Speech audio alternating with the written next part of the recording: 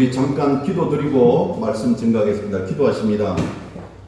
거룩하신 하나님, 오늘 또 예배의 자리로 인도하심을 감사드리며 찬양과 영광을 돌려드립니다.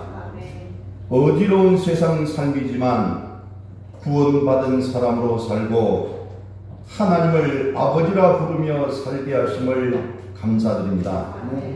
화평케 하는 사람으로 살기를 원합니다. 하나님의 마음에 합한 자녀가 되기를 원합니다. 부족하고 연약하며 허물 많은 우리를 용서하시고 도와주옵소서. 무거운 삶의 짐이 있습니다. 감당할 능력을 주시옵소서. 이 세상에 빛과 소금의 사명을 위해 녹아지고 타는 것도 받아들일 용기를 주시옵소서. 이 좋은 계절에 풍성한 결실을 기대하며 설레이는 이때에 저 지구상 한쪽에는 피비린내 나는 전쟁의 공포가 있습니다. 소중한 생명을 잃어버리고 가슴 아파하는 사람들이 있습니다. 아버지 하나님, 저 전쟁이 끝나게 하여 주시옵고 하루빨리 평화가 오게 하여 주시옵소서. 또한 아버지 하나님, 우리 영혼이 건강한 교회 성도님들 15분이 내일부터 금요일까지 아버지 하나님 은혜 가운데 필리핀 단기 선교를 떠납니다. 떠나는 그 시간부터 마치고 돌아오는 그 시간까지 하나님께서 함께하여 주시고 보호해 주시고 인도해 주시옵고 우리 사랑하는 남아있는 성도님들은 선교팀을 위해서 기도하고 함께할 수 있는 그런 시간이 되게 하여 주시기를 원합니다. 오늘 또 성령께서 함께하셔서 악한 마귀 틈타지 않게 하여 주시옵고 부중한 종의 목소리에 기름 부어 주셔서 담대하게 하나님 말씀을 증거하게 하여 주옵소서. 감사드리옵고 예수님 이름으로 기도드리옵나이다. 아멘. 아멘. 할렐루야. 아멘. 주 안에서 평안하셨습니까? 네. 풍요로운 결실의 계절 가을이 깊어가고 있습니다. 오늘이 10월 15일이니까 아마 곧 11월이 닥치면 추워지기도 하고 가을이 금방 지나가 버리고 겨울이 왔음을 또한 우리가 이야기하게 될 것입니다. 세월은 빠르게 흘러가는데 여러분 금년에 계획하고 준비했던 그런 일들은 잘하고 계십니까? 저도 많은 것들을 계획하고 기도하고 준비했었는데 아직 제대로 이루어진 것은 별로 없는 것 같습니다. 여러분 아무튼 항상 건강하시고 또 마음의 평안을 유지하시고 또한 여러분이 꿈꾸고 계획하고 소망하는 모든 일들이 주님 안에서 형통하게 이루어지시기를 주님 이름으로 축원합니다. 아멘. 자, 옆에 있는 분들하고 반갑게 인사합니다. 오늘은 샬롬, 주님께서 우리와 함께 하십니다라고 인사합니다. 시작. 샬롬, 주님께서 우리와 함께 하십니다. 아멘. 아멘. 네, 우리 축복하는 마음으로 손을 내밀어서 축복합시다. 주님 이름으로 사랑합니다. 축복합니다. 시작. 주님 이름으로 사랑합니다. 축복합니다.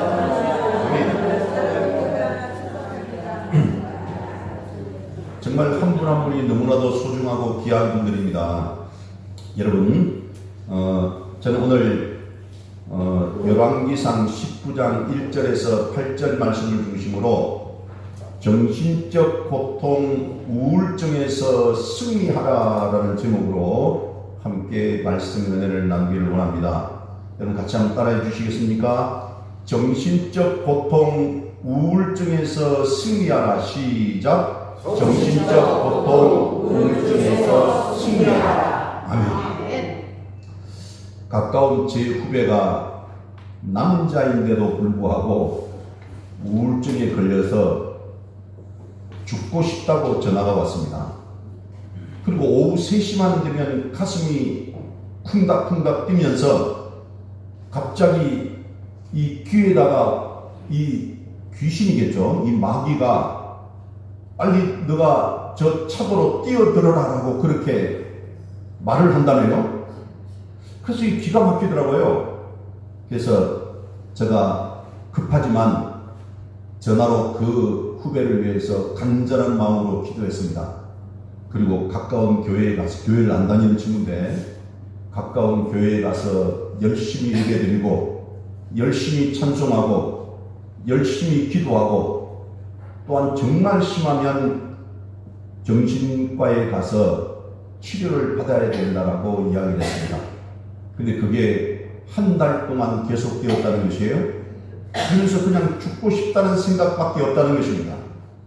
여러분, 요 근래 이 어느 초등학교 교사가 5명이나 물론 각각 다른 학교지만 학부인들의 갑질과 각종 민원으로 너무나도 힘들어하고 고통스러워하다가 불안을 이기지 못해서 자살했다는 뉴스를 들어보셨죠? 여러분, 이 스트레스와 불안이나 우울증은 우리의 뼈를 상하게 할 뿐만 아니라 우리의 마음에 얼마나 고통을 주는지 모릅니다. 또한 잠을 못 이루고요. 잠을 못 이루니까 술이나 담배나 심지어는 약물 복용, 잘못하면 마약에 빠지게 되고, 그러다 보면 또 판단을 잘 못하게 되고, 또한 쉽게 과거의 여러 가지 일들을 잊어버리지 못하고, 또한 사람 만나는 것 자체를 싫어하고, 나아가서는 결국 심하게 되다 보니까 극단적인 선택을 하는 사람들이 많이 있더라는 것입니다. 여러분, 세상에는 이 정신적인 고통인 우울증을 견디지 못해서 극단적인 선택을 하는 사람들이 매년 증가하고 있다는 불행한 사실입니다. 그런데 여러분, 이 불안이나 스트레스, 이 우울증을 극복하고 치유하는 비결이 성경 말씀에 보니까 쭉 나와 있습니다. 여러분, 우울증이나 불안이나 스트레스 배후에는 반드시 마귀, 이 흑암의 세력들이 숨어 있음을 알고 영적으로 대처하고 말씀으로 무장하면 우리가 얼마든지 우울증을 이길 수가 있고 극복할 수가 있음을 믿으시기 바랍니다. 근데 이 우울증, 이게 자기 연민의 우울증이라고 표현하는데요, 이 자기 연민의 우울증은 자신을 더욱더 처량하게 만듭니다. 여러분, 심리학 보고서에 의하면 현대인의 10명 중에서 1명은 어떤 형태로든 자기 연민의 우울증에 시달리고 있다는 것이에요.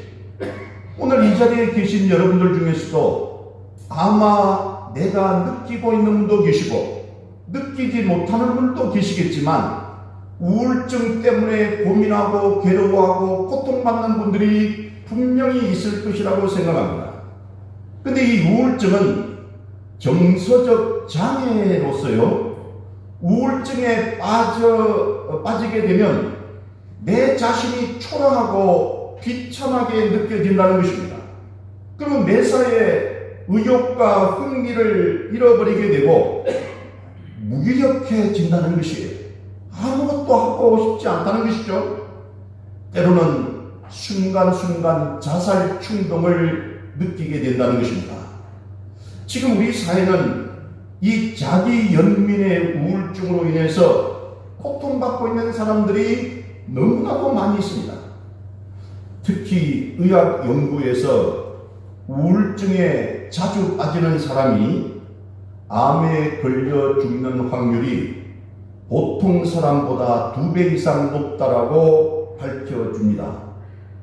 이 우울증은 면역 체계의 저항력을 현저하게 감퇴시킨다고 합니다. 그래서 미국의 USA 투데이는 우울증은 모든 병이 다가옴을 알리는 시그널이다라고 경고한 바 있습니다. 모든 병이 다가옴을 알리는 신호라는 것이에요. 이것을 윌리엄 미첼 박사는 이 우울증은 메뚜기 사고방식이다라고 명명하기도 했습니다. 메뚜기 사고방식. 여러분 잘 아시지만 가나안 땅을 정찰했던 12명의 정탐꾼 중에 10명은 스스로 위축되고 겁먹고 쫄아가지고 부정적인 보고를 합니다. 우리는 우리 눈에 보기에도, 그리고 저들의 눈에 보기에도 우리는 메뚜기같이 정말로 별 볼 일 없는 쓰레기 같은 자들이다라고 스스로를 그렇게 생각하고 보고합니다. 이것이 자기 스스로 연약함과 초라함이라는 열등감에 갇히는 자기 연민의 우울증의 정체라는 것이, 오늘 이 본문 열왕기상 19장에 나오는 엘리야 선지자는 여러분이 잘 아시다시피 탁월한 영성의 사람이었음에도 불구하고 깊은 자기 연민의 우울증에 빠졌습니다. 갈멜산에서 바알 우상 숭배자들과 영적 대결에서 850대 1로 대결을 해서 대승리를 거둔 이후에 그런 승리자임에도 불구하고 갑자기 영적 침체에 빠져버립니다. 그는 대적과의 싸움에서는 이겼지만 자신과의 싸움에서는 힘없이 무너졌다는 것이, 그리고 넋두리까지 합니다. 하나님, 저는 차라리 죽고 싶습니다. 이렇게 힘들게 살기보다는 죽는 게 낫습니다. 라고 말하는 것이, 성공하고 승리한 후에도 갑자기 공허하고 허탈한 침체에 빠질 수도 있는 것입니다.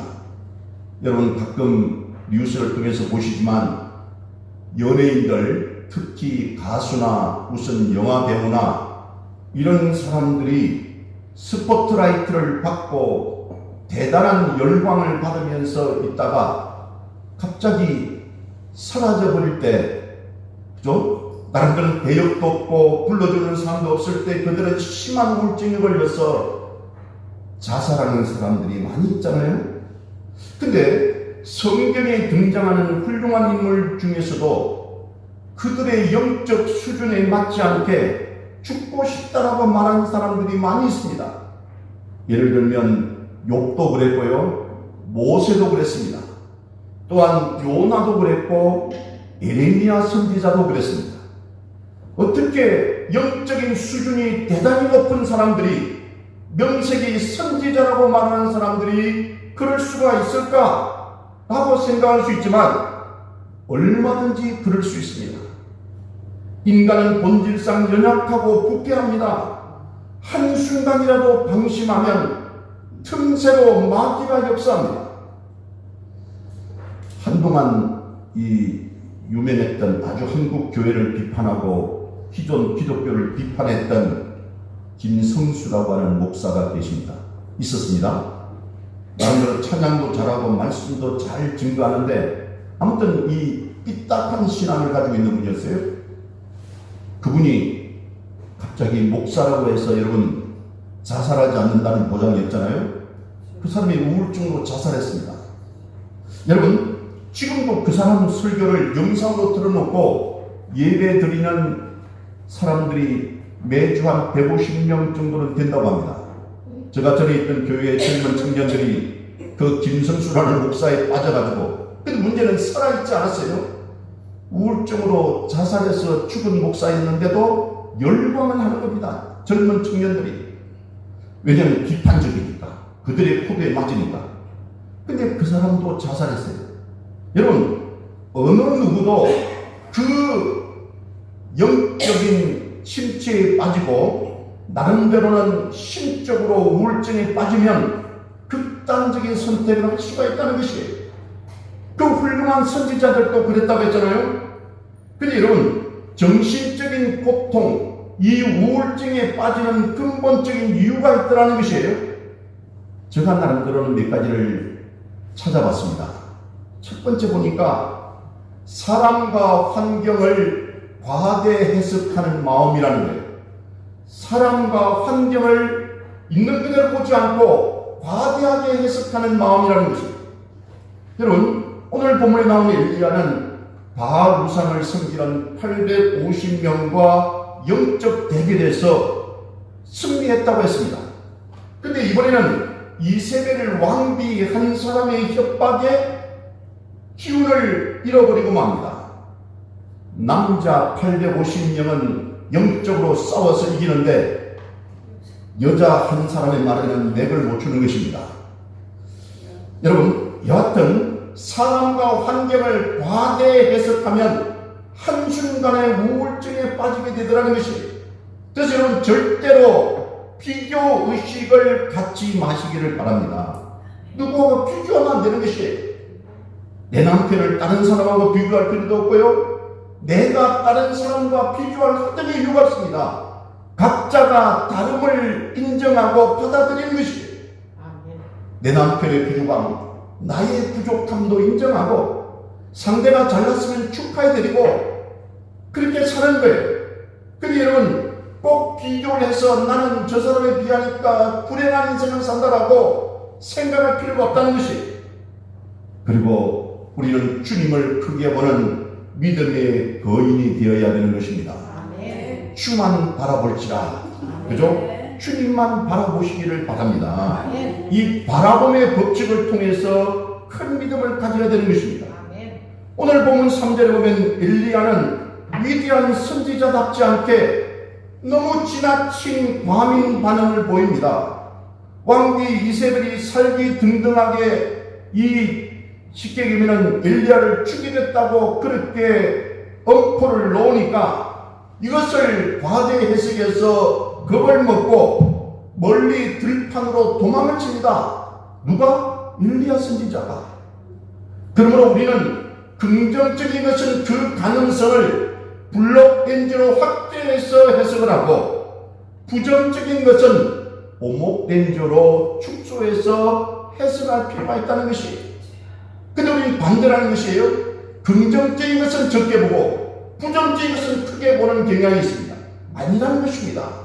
부정적인 것은 작게 보고 긍정적인 것을 크게 볼 수 있는 안목을 가질 필요가 있습니다. 아멘. 그래서 사람과 환경을 크게 보지 말고 주님만을 집중해서 묵상하고 주님만을 바라보는 믿음의 거인이 되시기를 바랍니다. 아멘. 그렇습니다. 정신적인 고통, 우울증에 빠지는 근본 이유는 첫 번째 뭐라고요? 사람과 환경을 과대 해석하는 이 마음이라는 것입니다. 두 번째는, 여러분, 이 우울증에 빠지는 근본 이유 두 번째는 충동적이고 조급한 판단을 하는 마음가짐입니다. 충동적이고 조급하게 판단하는 마음가짐. 여러분, 엘리야는 갑자기 마음이 급해졌어요. 지금까지는 주님의 인도하심을 받으며 기도 중심으로 살아왔던 그가 이번에는 너무나 충동적으로 행동합니다. 이세벨 왕비의 도끼 서린 말 한마디에 기운을 잃고 도망을 치는 것입니다. 마음이 성급한 사람일수록 감정의 기복이 심합니다. 여러분, 성격이 급한 사람, 혈기가 왕성한 사람들이 문제. 이런 사람들은 정서적인 업다운이, 업이란 올라가는 거, 다운 내려가는 거잖아요. 정서적으로 이게 업다운이 굉장히 심합니다. 돌발적이고 충동적인 행동을 잘합니다. 부정적이고 극단적인 생각을 가지고 깊은 슬럼프에 빠지는 것입니다. 여러분, 열 잘 받고 혈기가 심한 사람은 모든 것을 은혜로 풀어야 되는 것입니다. 아멘. 은혜 외에는 절대로 풀 수가 없는 것이에요. 그래서 조급하면 이스마엘을 만들고 기다리면 이삭을 만든다라는 말이 있습니다. 여러분, 그러면 우리는 이 화급한 상황에서도 잠잠히 하나님만을 기다리는 믿음의 훈련이 필요한 것입니다. 아멘. 급할수록 천천히 가야 되는 것이잖아요. 아멘. 나의 영혼이 잠잠히 하나님만 바라며 나의 구원이 그에게서 나는도다 하고 기다리는 거예요. 우리 모두 어떤 절박한 상황에서도 잠잠히 하나님만 바라보고 또한 그 믿음으로 이겨내시기를 바랍니다. 아멘. 그렇습니다. 우리가 정신적 우울증에 빠지는 이유가 첫 번째는 사람과 환경을 과대 해석하는 마음이라고 했고, 두 번째는 뭐라고 했습니까? 충동적이고 조급한 판단을 하는 마음가짐이라는 것이. 아멘. 세 번째는 뭐냐면 대인 기피증, 즉 인간관계의 문제라는 것입니다. 대인 기피증, 인간관계의 문제예요. 어떤 사람은 문제가 생기면 사람을 만나지 않습니다. 자기 혼자 괴로워합니다. 혼자 고민하고 괴로워해서 정말 때로는 이런 생각 저런 생각 수많은 부정적인 생각을 하는 것이, 어려울 때일수록 가까운 사람과 대화하고 정말 죽을 것 같은 그런 상황에서도 마음문을 열고 서로 대화해야 되는 것입니다. 여러분, 우울증에 또는 자기 연민에 빠지는 사람일수록 다른 사람과의 이 만남과 소통과 대화를 피합니다. 개인 기피증이 있기 때문에 그렇습니다.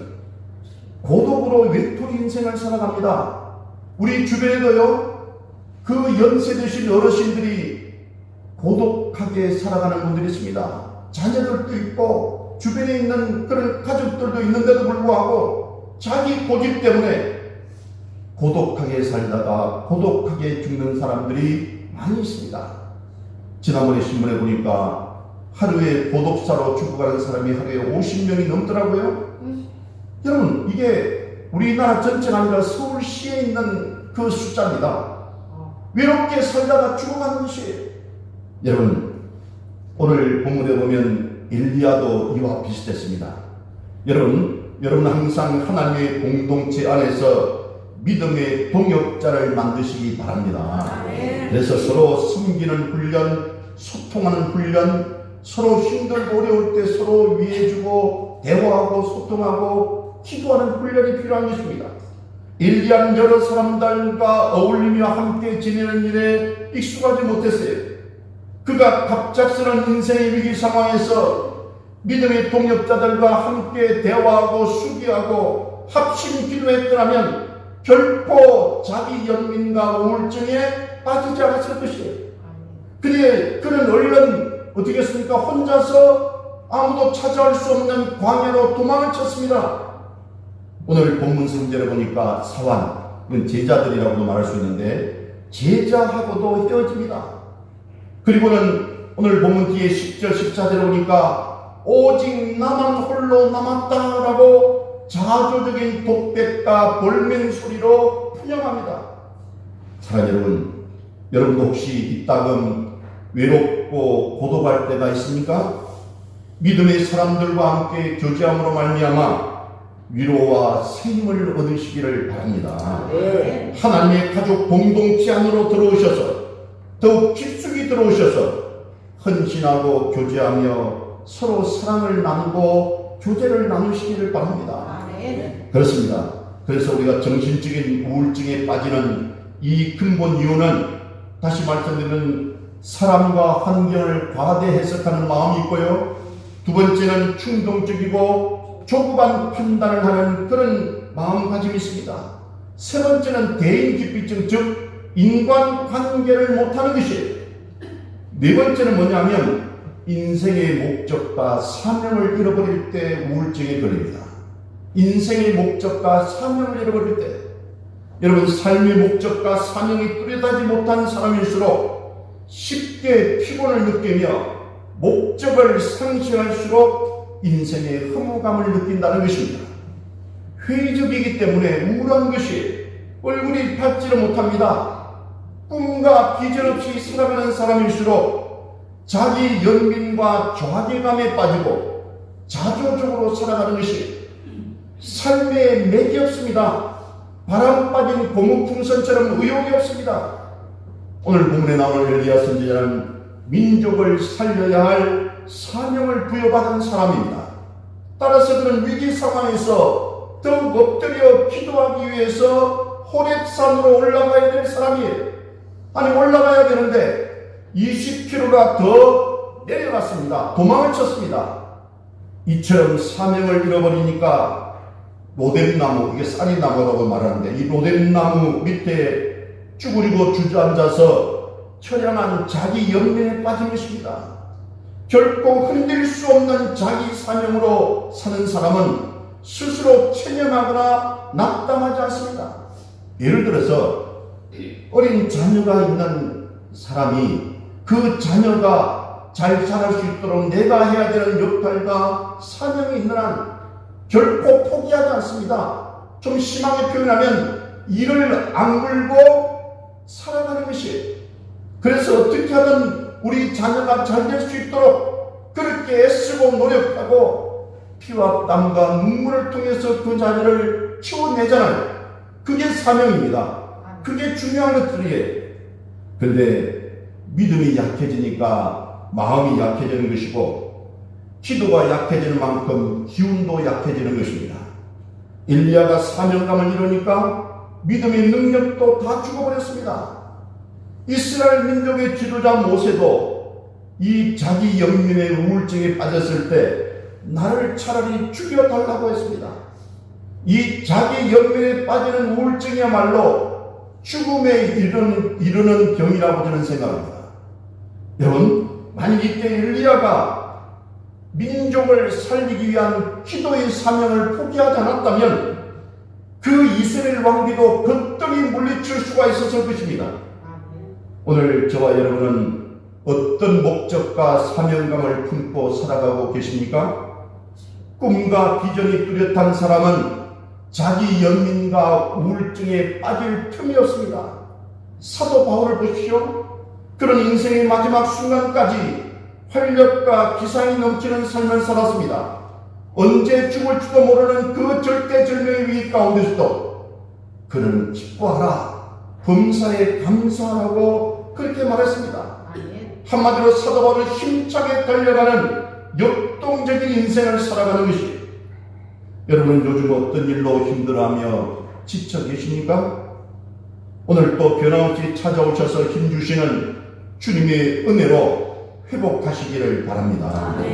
주님은 여러분이 지쳐서 쓰러져 있는 로뎀나무 그 광야까지 찾아오셔서 직접 여러분을 만나 주시는 것이, 로뎀나무 밑에 기운 없이 쓰러져 있던 엘리야에게 시원한 생수와 따뜻한 떡을 먹여 주시는 것이, 주님은 지친 여러분을 회복시키시고 일어나시기를 원합니다. 여러분, 사명과 목적을 따라 기도하시고 찬양하시기를 바랍니다. 주님은 여러분 속에 임재하셔서 새 힘을 더하여 주시고, 독수리 날개 치며 높이 올라가듯 비상할 수 있는 영역과 힘을 더하여 주심을 믿으시기를 바랍니다. 그렇다면 여러분, 원인을 이야기했으니까 우리가 치료하는 방법도 있지 않을까요? 성경적으로 말씀드리면 우리가 정신적인 고통, 우울증을 치료하는 방법은 과연 무엇일까요? 첫 번째는 문제보다 크신 하나님을 바라보라 라는 것입니다. 문제보다 크신 하나님을 바라보라. 어떤 절망적인 상황에 처해도 그 문제에 억눌리지 말고 그 어려운 문제보다 크시고 위대하신 하나님을 바라보아야 된다는 것이, 어느 목사님이 그런 표현을 하더라고요. 여러분이 가지고 있는 문제는 하나님이 보실 때 꽃갈콘보다도 더 작다는 것이에요. 그렇습니다. 우리는 문제가 엄청나게 커 보이지만 하나님이 보실 때는 그 문제는 아무것도 아니라는 것이에요. 꽃갈콘보다도 더 작다는 것이. 자, 여러분, 소년 다윗이 무적의 장수 골리앗 앞에 섰을 때 그 엄청난 골리앗을 쳐다보지 않고 천지를 지으신 하나님을 바라보고 담대히 나아가서 싸워서 이겼지 않습니까? 인생을 살아가다 보면 꼭 죽을 것만 같고 내 인생의 이제는 끝장이구나 하는 낭떠러지와 같은 절망에 부딪힐 때가 종종 있습니다. 그때의 문제만 쳐다보고 낙담하지 마시고 천지를 지으신 하나님을 바라보고 의지해야 되는 것이에요. 문제가 있는 것은요, 그 해답도 반드시 있는 법입니다. 우리가 걱정하는 문제들의 40%는 이미 지나간 과거의 일이라고 하고, 또한 50%는 존재하지 않는 미래에 대한 쓸데없는 걱정이고, 오직 10%만이 현재 존재하고 해결해야 되는 문제라는 것이, 믿음의 눈으로 하나님을 바라보고 의지하면 반드시 극복할 수 있고 치료할 수 있음을 믿으시기 바랍니다. 아멘. 그래서 시편 121편 1절 2절 말씀을 보면 이런 말씀이세요. 전도사님 어디 가셨어요? 여러분 우리 성경 요절을 같이 한번 읽어보겠습니다. 시편 121편 1절 2절 성경 요절 첫 번째입니다. 잘 썼습니까? 자, 같이 합독합니다. 시작. 내가 산을 향하여 눈을 들이랴 나의 도움이 어디서 올까 나의 도움은 천지를 지으신 여호와의 생각이로다. 아멘. 바다와 육지를 지으시고 해와 달과 수억만 개의 별들을 지으신 하나님께서 해결하지 못할 문제가 무엇이겠습니까? 전능하신 하나님께서 우리에게 두려워하지 말라, 놀라지 말라, 염려하지 말라라고 순간순간 말씀하고 있습니다. 아멘. 전능하신 하나님께 눈을 돌리시고 오직 하나님만 바라보시면 우리의 정신적인 고통, 이 우울증이 일단은 해결되고 치유될 수 있음을 믿으시기 바랍니다. 아멘. 그렇습니다. 우리 정신적 고통, 우울증을 치료하는 첫 번째 방법은 뭐라고요? 문제보다 크신 하나님을 바라보라. 그죠? 두 번째는 우리가 이 우울증을 치료하는 한 방법 두 번째는 감당치 못할 시험과 고난은 없다는 확신을 가지라는 것입니다. 감당치 못할 시험과 고난은 없다는 확신을 가지라. 여러분 고난과 시험을 당할 때는 나 혼자만 그런 고난과 시험을 당하는 것 같고 틀림없이 나는 패배당하고 살아날 길이 없는 것처럼 보입니다. 그래서 그럴 바에는 그냥 인생을 끝내고 말자라고 생각하고 스스로 극단적인 선택을 하는 것입니다. 여러분 근데 이런 생각은요 누가 주는 겁니까? 마귀가 주는 것입니다. 아멘. 흑암의 세력들이 여러분들을 유혹하는 것입니다. 아멘. 그러나 우리 아버지 하나님은 이길 수 없는 고난과 시험은 주시는 법이 없고 참다 못해 쓰러질 때쯤 되면 얼른 피할 길을 열어주시는 분이시라는 것이에요. 아멘. 저도 60평생 살면서 수없는 고통과 환난을 당했지 않겠습니까? 그럴 때마다 저는요 큰 힘을 얻고 용기를 얻은 말씀이 있어요. 그게 방금 이 말씀입니다. 고린도전서 10장 13절 말씀이네요. 제가 성경 요절 두 번째 기록해 놨습니다. 여러분 이 말씀 한번 읽어보시죠. 같이. 자, 고린도전서 10장 13절 시작. 사람이 감당할 시험 밖에는 너희가 당한 것이 없나니 오직 하나님은 믿으사 너희가 감당하지 못할 시험 당함을 하지 아니하시고 시험 당할 즈음에 또한 피할 길을 내사 너희도 능히 감당하게 하시느니라. 아멘. 여러분 근심과 불안이 몰려올 때에 이 하나님의 약속의 말씀을 붙들고 기도하시기를 바랍니다. 아멘. 반드시 승리할 수가 있어요. 아멘. 환경이 절망적일지라도 절대로 포기하지 마시기를 바랍니다. 아멘. 전능하신 하나님을 바라보며 뜨겁게 기도하면 어떤 고난과 시험도 다 이길 수가 있는 것이에요. 아멘. 감당치 못할 시험이나 고난은 주시는 법이 없고 기진맥진하여 쓰러질 때쯤 되면 하나님께서 반드시 피할 길을 주심을 믿으시기 바랍니다. 아멘. 제가 간증을 좀 하면 우리 예전에 같이 신앙생활했던 우리 권사님들은 아시는데 한번 말씀을 제가 드린 것 같아요. 우리 주일학교 어린아이가 제게 편지를 보냈더라고요. 목사님, 우리 아빠가 곧 죽게 되었다고 합니다. 한번 오셔서 우리 아빠를 위해서 기도 좀 해주세요. 우리 아빠는 하나님이 살려주셔야 됩니다. 그래서 하면서 이 아이가 아주 그냥 절절하게 편지를 보냈어요. 짧은 내용이지만 가슴이 그냥 얼얼할 정도예요. 그래서 제가 우리 김남수 권사님이 계시네요. 같이 우리 권사님들 몇 분하고 우리 또 뭐 전도사님 이런 분들하고 같이 해서 방문했습니다. 제가 그 아이의 아버지가 어떤 상황인지 잘 모르니까 같으면 여러분 얼굴이 여러분 쉽게 얘기하면 얼굴이 시커멓다 못해서 흑색이에요. 흑색. 그냥 그 눈도 뭡니까 이게 황달이 아니라 정말 저래서 죽는구나 하는 생각이 들 정도더라고요. 근데 너무 아직도 젊었어. 그 구청의 공무원이었는데 아직도 젊은 사람이 저렇게 누워서 죽을 날만 기다리고 있는 것이, 병원에서도 포기했어. 집에 데려가서 형이 쉬라고 그랬다는 거예요. 그래서 하나님께 우리 간절히 기도했습니다. 하나님, 이 젊은 사람을, 이 귀한 영혼을 긍휼히 여겨주시고 살려주십시오. 이 영혼을 살려주십시오 라고 하면서 뜨겁게 기도하고 예배하고 찬송하고 그 영혼을 위해서 간절히 기도했습니다. 여러분, 그러고 나서요, 그냥 왔어요. 우리는 왔는데 그 뒤에 또 그 아이를 통해서 한 번 더 왔으면 좋겠다는 연락이 왔어요. 또 우리 권사님들 몇 분하고 가서 또 기도했습니다. 예배드리고 기도하고 찬양하고 안수하고 그렇게 몇 번을 했는데 여러분, 놀라운 일들이 났어요. 그 가서 예배를 드릴 때마다 그 흑색으로 있던 얼굴이 점점 밝아지기 시작하는 거예요. 아멘. 그리고 그분이 예전에는 말도 제대로 못했던 분이 또 말을 하는 거예요. 그리고 우리 권사님들 몇 분은 제가 못 가는 날에는 우리 김남수 권사님 계시네요. 직접 가가지고 기도해 드리고 때로는 음식도 갖다가 좀 챙겨 드리고 이러면서 그분 영혼을 위해서 정말 눈물로 기도한 거예요. 그래요. 어느 날 놀라운 일이 났어요. 이분이 갑자기 죽어야 되는 사람이 그렇게 예배 드렸는데 한 3주 정도 됐을까요? 그래서 교회에 와서 예배를 하고 왔어요. 아멘. 교회에 예배를 드리러 왔더라니까요. 저는 깜짝 놀랐어요.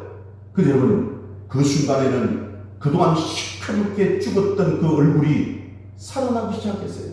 아멘. 이제 대화도 어딜도 하고, 여러분, 걷지도 못했던 사람이잖아요. 근데 걸어와서 교회 예배 드리러 왔다니까요. 그럼 나중에는 온전히 치유되고 회복되어서 다시 공무원으로 복귀도 하고, 그리고 다른 데로 그 당시에 백령동가 어디로 이렇게 발령을 받아서 결국 저하고도 헤어졌는데, 아무튼 그렇습니다. 여러분, 하나님 함께 하시면, 하나님을 바라보면 하나님께서 역사해 주실 뿐만 아니라 하나님을 감당할 만한 고난과 시험을 주신다는 것을 믿고 아멘. 우리가 믿음으로 어떤 우울증과 질병 앞에서도 승리하시기를 바랍니다. 아멘. 세 번째, 여러분, 정신적인 이 고통, 우울증을 치료하는 방법은 에베네셀의 신앙을 꼭 붙잡으라는 것입니다. 에베네셀의 신앙을 꼭 붙잡아야 되겠어요. 그렇습니다. 여러분, 선지자이며 마지막 사사인 사무엘이 통치할 때에 블레셋이 큰 군대를 이끌고 쳐들어올 때 온 백성이 미스바에 모여 회개하며 부르짖어 기도했더니 하나님께서 큰 우레소리를 발하여 블레셋 군대를 어지럽게 해서 패배시켰잖아요. 그리고 빼앗긴 땅을 회복했습니다. 여러분, 그리고 나서 사무엘이 돌을 취하여 세우며 에베네셀이라고 그렇게 이름을 붙였습니다. 여러분, 에베네셀 뜻이 뭡니까?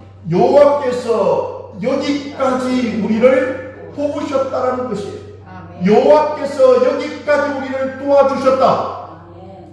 도저히 이길 수 없는 전쟁에서 하나님의 능력과 도움으로 승리했다는 뜻이고, 또 앞으로도 하나님께서 지켜주신다는 믿음의 표시라는 것이에요. 그래서 사무엘상 7장 13절에 보면 이 말씀이 있습니다.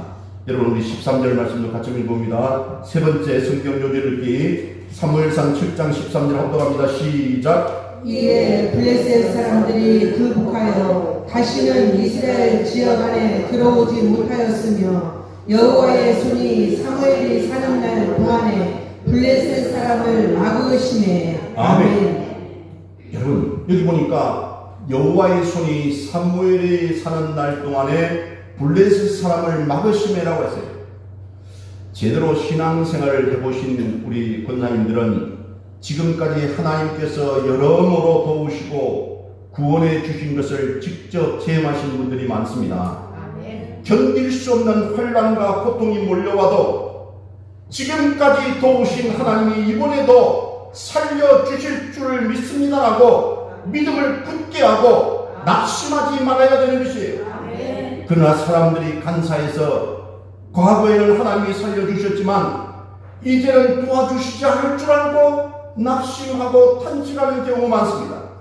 여러분, 에베네셀 신앙으로 담대하게 이겨내시기를 바랍니다. 아멘. 그래서 에베네셀 신앙으로 과거를 돌아보며 강하고 담대하게 일어나야 되는 것이에요. 아멘. 이스라엘 백성들이 출애굽에서 광야 생활 가운데 수없이 많은 기적을 체험했잖아요. 12가지 재앙과 장자가 죽는 재앙과 하늘에서 만나가 내려와 배불리 먹고 밤에는 불기둥으로 낮에는 구름기둥으로 인도하시고 반석에서 물이 나와 마시는 등 기적의 연속이었지만, 여러분, 이스라엘 백성들이 난관에 부딪힐 때마다 하나님을 원망하고 모세를 불평하며 돌로 쳐 죽일 듯이 울부짖었습니다.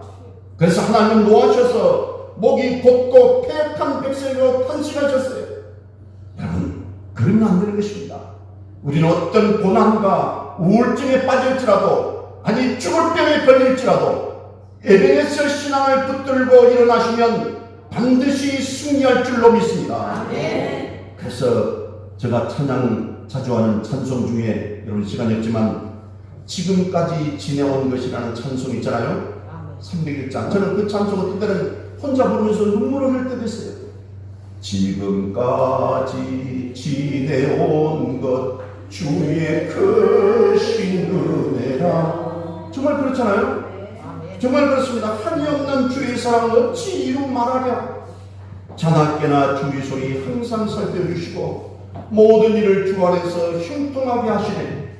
우리 지휘자님, 우리 반주자 같이 해서 우리 301장 한번 찬송하고 말씀 마무리하겠습니다. 여러분, 우리 301장 찬송 드리고 보겠습니다. 301장.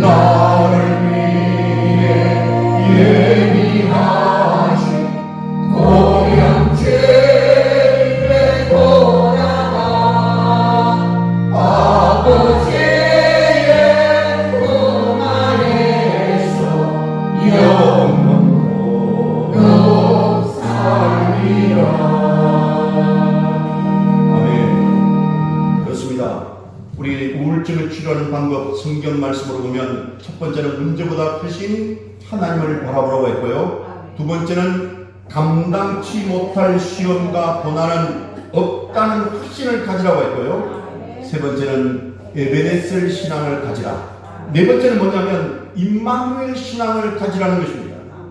스트레스를 받고 또한 불안이 닥쳐올 때 꼭 죽을 것만 같고 내 인생이 다 끝난 것 같던 그런 상황이 올지라도 하나님은 나의 아버지가 되시고 지금도 나와 함께 하신다는 확신을 가지고 하나님을 의지해야 되는 것이에요. 아멘. 예수 믿고 구원받은 사람은 하나님이 그와 같이 버려두지 않고 성령께서 늘 나와 함께 하신다고 하셨어요. 아멘. 여러분, 그래서 요한복음 14장 18절 말씀에 우리 시간이 없지만 한번 읽어봅니다. 자, 성경 요즘 네 번째 그 말씀이 있어요. 요한복음 14장 18절 시작. 내가 너희를 그와 같이 버려두지 아니하고 너희에게로 오리라. 아멘. 여러분, 하나님께서 우리와 늘 함께 하시고 결코 그와 같이 버려두지 않겠다는 것이. 아멘. 그런데 우리가 하나님이 나와 함께 하심을 잊고 우리가 근심하고 걱정하고 불안에 떨고 있으면 우리 하나님께서 얼마나 안타까워하시겠습니까? 여러분, 제가 너무나도 이 말씀 붙잡고 이 고난을 이겼다고 제가 몇 번 말씀드린 적이 있는데, 여러분 혹시 기억나십니까? 24국에 제가 힘들고 어려울 때 전화한다고 그랬잖아요. 24국 몇 번? 4110번. 이게 뭡니까? 이사야 41장 10절 말씀. 여러분이 성경 요절 읽기 5번째 있습니다. 우리 같이 한번 읽어보고 올게요. 자, 이사야 41장 10절. 저는 이 말씀에 힘을 얻고 일어섰습니다. 같이 한번 봅니다. 시작. 두려워하지 말라. 내가 너와 함께 하리라. 놀라지 말라. 나는 내 하나님이 되리라. 내가 너를 굳세게 하리라. 참으로 너를 도와주리라. 참으로 나의 의로운 오른손으로 너를 붙들리라. 아멘. 믿으시기 바랍니다. 그래서 하나님이 나와 함께 하신다는 임마누엘 신앙이요, 얼마나 귀한지 모릅니다. 아멘. 풍랑이 일고 폭풍이 몰려와도 하나님이 나와 함께 하신다는 그 믿음으로 일어나시기를 바랍니다. 결코 풍랑과 파도를 바라보고 두려워하거나 겁먹고 쫄아서는 안 되는 것이. 소년 다윗은 무적의 교장 골리앗을 대항해 나갈 때 하나님께서 나와 함께 하신다는 믿음으로 담대히 나가서 싸워서 승리했습니다. 원하기를 여러분 모두 임마누엘 신앙으로 승리하시기를 축복합니다. 마지막 5번째, 여러분 이 우울증을 치료하는 방법 5번째는 오직 기도와 간구로 감사함으로 부르짖는다는 것입니다. 오직 기도하고 간구해서 감사함으로 부르짖는 것이에요. 기도는 불안을 치료할 수 있습니다. 기도는 마스터 키라고 말씀드렸잖아요. 어떤 문제라도 해결할 수 있는 만능의 열쇠인 것입니다. 이 말은 기도하면 무엇이나 내 뜻대로 된다는 말이 아닙니다. 어려운 문제가 생기고 불안과 근심이 내 마음에 사로잡을 때 낙심하지 말고 간절히 뜨겁게 기도하라는 말씀입니다. 어려운 문제일수록 뜨겁게 부르짖고 불안이 사라질 때까지 오래 기도하십시오. 사방 동서남북 팔방이 다 막힌 것 같아도 하나님께서 헤쳐나갈 길을 열어주신다는 것이. 동서남북 팔방이 다 막혀도 뚫린 것은 어디라고요? 하나님이라는 것이에요. 사랑하는 여러분, 어떤 난관에 부딪혀도 하나님께 간절히 부르짖고 찾으면 하나님께서 해결해 주시는 줄로 믿습니다. 어떤 노이로제 환자는 정신과 의사가 2년 정도 걸려야 병을 고칠 수 있다고 했는데 어느 성도님이 기도하는 법을 가르쳐 주었더니 기도한 지 3일 만에 완치되었다고 합니다. 기도로 고침받고 승리하시기를 바랍니다. 하나님께 모든 것을 맡겨야 되는 것이에요. 하나님을 전적으로 신뢰해야 되는 것입니다. 저는 오늘 성경적으로 정신적인 고통인 우울증을 치유하려면 첫 번째 뭐라고 했습니까? 문제보다 크신 하나님을 바라보라. 또한 감당치 못한 시험과 고난은 절대 없다는 확신을 가져라. 그리고 세 번째 뭐라고요? 에베네셀 신앙으로 우리가 살아야 된다는 것이에요. 네 번째는 임마누엘 신앙으로 살아야 되는 것입니다. 다섯 번째 뭐라고요? 뜨겁게 기도해야 된다는 것입니다. 그렇습니다. 우리가 뜨겁게 기도해서 마귀를과 싸워서 대적해서 물리치고 하나님께 맡겨야 되는 것입니다. 여러분, 근심과 불안거리를 몽땅 하나님께 맡겨야 되는 것이에요. 하나님께 맡겨드려야 하나님께서 처리해 주시는데 내가 근심, 걱정, 보따리를 꽉 붙잡고 있는 한 하나님께서 해결해 주실 수가 없잖아요. 그래서 베드로전서 5장 7절 지난번에 말씀드렸지만 너희 염려를 다 주께 맡겨버리라. 이는 그가 돌보심이라고 했어요. 시편 55편 22절에도 내 짐을 여호와께 맡겨버리라. 그가 그가 너를 붙드시고 의인의 요동함을 영원히 허락하지 아니하시리로다 했습니다. 아멘. 사랑하는 여러분, 내가 할 일을 다 한 후에 하나님께 기도와 믿음으로 맡겨버리면 우리의 마음이 평안해지고 그 다음에 하나님께서 해결해 주심을 믿으시기 바랍니다. 아멘. 그래서 여러분, 우리 우울증 같은 그런 사소한 질병은 하나님께서 간단하게 해결해 주신다는 것이에요. 아멘. 중요한 건 뭡니까? 나의 믿음이 중요한 것이에요. 아멘. 여러분, 그 우울증 때문에 스스로 기죽고 걱정하고 그렇게 염려해서 잠 못 이루고 괴로워하지 마십시오. 하나님을 바라보시면 되는 것입니다. 하나님께서 고쳐주심을 믿으시기 바랍니다. 에베네셀 신앙으로, 여러분 또한 임마누엘 신앙으로 무장하시고 기도하고 찬송하면 하나님께서 반드시 고쳐주시는 줄로 믿습니다. 말씀을 마무리하겠습니다. 원아웃교는 성령의 기름 부음과 도우심으로 여러분이 가지고 있는 마음의 상처와 정신적 고통인 우울증이 온전히 치유되고 회복되시고 영적 전쟁에서 승리하는 저와 여러분 되시기를 주님 이름으로 축원합니다. 아멘. 기도하십니다. 좋으신 하나님 참으로 감사합니다. 믿음의 사람들이 우울증에 걸려서 고통받고 괴로워하면 되겠습니까? 주님 붙들어 주시기를 원합니다. 문제보다 크신 하나님을 바라보게 하여 주시옵고 감당치 못할 시험은 절대로 없다는 것을 믿게 하시고 에베네셀 신앙으로 무장하고 또한 임마누엘 신앙으로 살아가게 하여 주시옵고 뜨겁게 기도하고 찬송해서 아버지 하나님께 맡기고 승리할 수 있도록 우리 사랑하는 성도들 붙잡아 주시옵소서. 절대로 정신적인 질병, 정신적인 고통, 우울증 때문에 고통받고 괴롭지 않게 하여 주시고 담대한 믿음으로 승리할 수 있도록 주님께서 도와주시옵소서. 예수 주님 이름으로 기도드리옵나이다. 아멘.